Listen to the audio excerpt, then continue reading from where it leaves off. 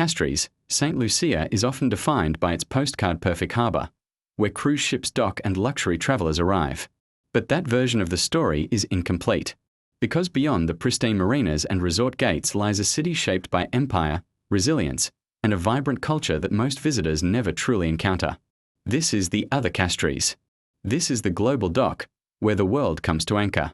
Castries is the capital of St. Lucia, an island nation nestled in the Eastern Caribbean. For decades, it has been marketed as a playground of sun, sand, and sea. But beneath that glossy surface is a living, breathing city, a place forged by French and British colonial wars, the labour of enslaved Africans, and a relentless spirit of independence. To understand Castries is to understand the soul of the Caribbean itself. The story of Castries is a story of past versus present. It was fought over 14 times by the French and British, each leaving their mark on its architecture, its laws, and its language.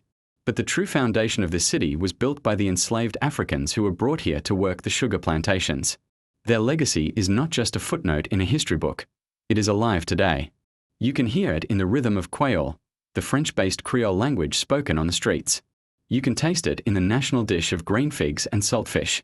You can feel it in the energy of the Castries market, a landmark that has been the city's heart for over a century. This isn't forgotten history. It's the city's living pulse. Today, the modern city reveals itself not in the tourist brochures, but in the details of daily life. To find it, you have to look beyond the duty-free shops of Point Serafini.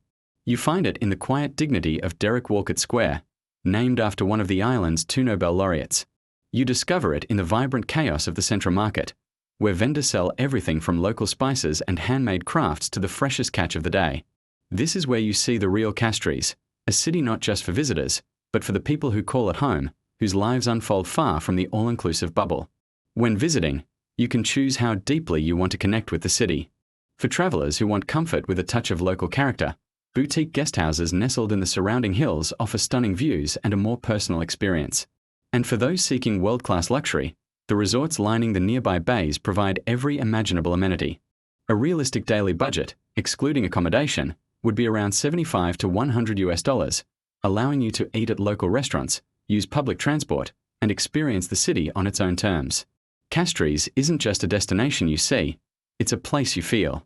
It asks you to look past the surface, to listen to the stories whispered in its streets, and to understand that the divide between the visitor and the local is a line you have the power to cross. Would you visit St. Lucia for its luxury resorts, or for the rich story of Castries? Let us know in the comments. And subscribe to the Global Doc for more stories from the world's most fascinating ports of call. This is the Global Doc, where the world comes to anchor.